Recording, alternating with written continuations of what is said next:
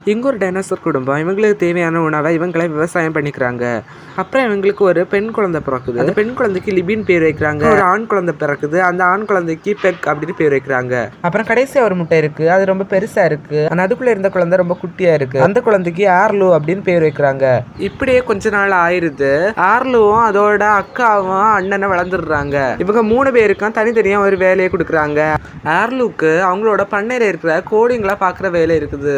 ஆர்லு அங்க இருக்கிற ஒரு பெரிய கோழியை பார்த்து பயந்து ஓடி வந்துருது. அப்புறம் ஆர்லுவோட அப்பா விளைஞ்ச சோளங்களை பத்திரமா ஒரு இடத்துல வைக்கிறாரு. அந்த அப்பா டைனோசரும் அம்மா டைனோசர் கிட்ட இந்த அழகான குடும்பத்தை உருவாக்குனது நீதான், அதனால நீதான் முதல்ல கால் அடையாளத்தை வைக்கணும் அப்படின்னு சொல்லுது. ஆர்லுவும் அதோட அக்காவும் அண்ணனும் கூட அவங்களோட கால் அடையாளத்தை வைக்க வராங்க. அம்மா டைனோசர் குழந்தைகிட்ட நீங்க இதுல கால் அடையாளத்தை வைக்கணும்னா பெருசா ஏதாவது செஞ்சிருக்கணும் அப்படின்னு சொல்லுது. அம்மா டைனோசர் குழந்தைங்க கிட்ட நீங்க இதுல காலடி வைக்கணும்னா பெருசா ஏதாவது செய்யணும் அப்படின்னு சொன்னதுக்கு அப்புறமா அண்ணனா அப்பா டைனோசர் மாதிரி ஒரு பெரிய மரத்தையே பிடுங்கி போட்டுடுறான். அப்புறம் அவனோட காலடையாளத்தை வச்சிடுறான். அக்காவும் தனி ஆளா ஒரு நிலத்தை உழுது முடிச்சிடுறா.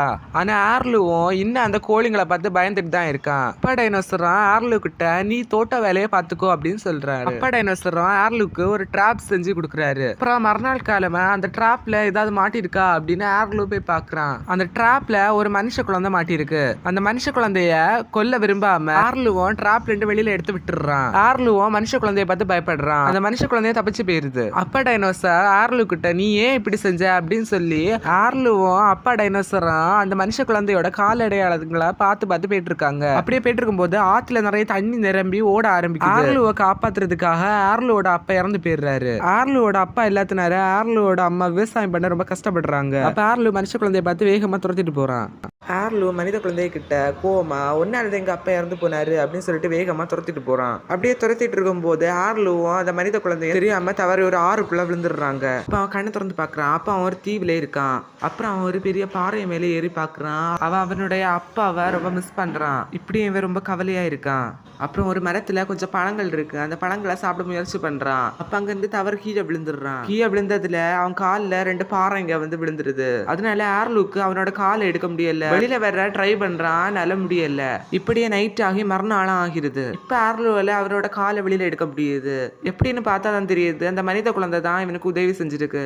இப்படியே மழை பெய்ய ஆரம்பிச்சிருது. ஆர்லு முயற்சி பண்ணி விறகுகளால ஒரு வீடு மாதிரி கட்டிடுறான். ஆர்லுவும் மழை நிக்கிற வரைக்கும் அங்க இருக்கான். இப்படியே மழை நின்னதுக்கு அப்புறமா அந்த மனித குழந்தை ஆர்லு சாப்பிடறதுக்காக ஒரு பழத்தை கொண்டு போய் கொடுக்குறான். ஆர்லுவும் சாப்பிட்டுட்டு மனித குழந்தைய ஃப்ரெண்ட் ஆக்கிக்கிறான். ஆர்லுவும் அந்த மனுஷ குழந்தைய அப்படியே போயிட்டு இருக்காங்க. அப்ப அங்க ஒரு மரத்துல கொஞ்சம் பழங்கள் இருக்கிறத ஆர்லு பாக்குறான். அது சாப்பிடலான்னு போறான். அப்போ ஒரு பாம்பு அவன் மேல வந்து விழுந்துருது. அந்த பாம்பு ஆர்லு கடிக்கலான்னு போகுது. அந்த மனித குழந்தை பாம்பை தாக்கி அங்க இருந்து அந்த பாம்பை ஓட விட்டுறான். அப்ப அங்க ஒரு சத்தம் கேக்குது. ஆர்லுவும் அங்க பாக்குறான். அங்க ஒரு டைனோசர் இருக்கு. இந்த டைனோசர் ஆர்லு கிட்ட நீ இறந்துருவேன்னு நினைச்சேன், ஆனா அந்த மனித குழந்தை உன்னை காப்பாத்திருச்சு அப்படின்னு சொல்லுது. அந்த டைனோசரும் அந்த மனித குழந்தைய பேர் என்ன அப்படின்னு கேக்குது. ஆர்லுவும் ஸ்பாட் அப்படின்னு கூப்பிடுறான். அந்த மனித குழந்தையும் திரும்பி பாக்குது. ஆர்லுவும் அந்த மனித குழந்தைக்கு ஸ்பாட்னே பேர் வச்சிடுறான். திடீரென அந்த டைனோசர் அவங்க 2 பேரையும் விரட்ட தொடங்கிடுது. அவங்கள அந்த டைனோசர் கிட்ட இருந்து எப்படியோ தப்பிச்சிடுறாங்க. ஆர்லுவும் ஸ்பாட் அப்படியே வந்துட்டு இருக்கும் போது ஆர்லுவும் ஸ்பாட்டும் அங்க இருந்த ஒரு ஆறுக்குள்ள தவறி விழுந்துடுறாங்க. ஆர்லுவும் ஸ்பாட்டும் எப்படியோ நீந்தி கரைக்கு வந்துடுறாங்க. அப்புறம் ஆர்லுவும் ஸ்பாட்டும் ரொம்ப சந்தோஷமா இருக்காங்க. அப்புறம் இவங்க 2 பேரும் சேர்ந்து இவங்க பயணத்தை மறுபடியும் தொடங்குறாங்க. இப்படியே போயிட்டு இருக்கும்போது இவங்க பெரிய புயல்ல மாட்டிக்கிட்டாங்க. அப்ப இடி இடிக்குது. அப்ப அவங்க அப்பா இறந்தது அவனுக்கு ஞாபகம் வந்து பயப்பட ஆரம்பிக்கிறான். புயல நின்றது, மரங்கள் நிறைய சேதம் அடைஞ்சிருக்கு. அப்புறம் அங்க 2 பறகுற டைனோசர் வந்து ஒரு விலங்கு அப்படியே சாப்பிடுது. அதை ஆர்லு பார்த்து பயப்பட ஆரம்பிக்கிறான். அப்புறம் ஸ்பாட்டையும் கண்டுபிடிச்சு சாப்பிட முயற்சி பண்ணுது. 2 பேரும் தப்பிச்சு ஓடிட்டே இருக்காங்க. அப்புறம் அங்க ஒரு 2 பெரிய டைனோசர் வந்து அந்த பறக்கிற டைனோசரை அடிச்சு விரட்டிடுது. ஆர்லு கூட அந்த 2 டைனோசரும் ஃப்ரெண்ட் ஆயிருது. அப்ப அங்க அந்த டைனோசர்களோட அப்பா டைனோசர் அங்க வருது. அப்ப அக்கா டைனோசர் ஆர்லு கிட்ட நீ எனக்கு ஒரு உதவி செய்வியா அப்படின்னு கேட்டு கூட்டிட்டு போறாங்க.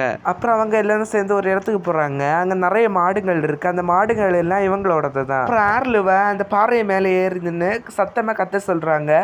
ஆர்லுவும் கத்துறான். அப்ப அங்க 3 சின்ன டைனோசர் வருது. அந்த டைனோசர்கள் ஆர்லுவை சாப்பிட ட்ரை பண்ணுது. அப்பா டைனோசர் அங்க வந்து ஆர்லுவை காப்பாத்திடுறாங்க.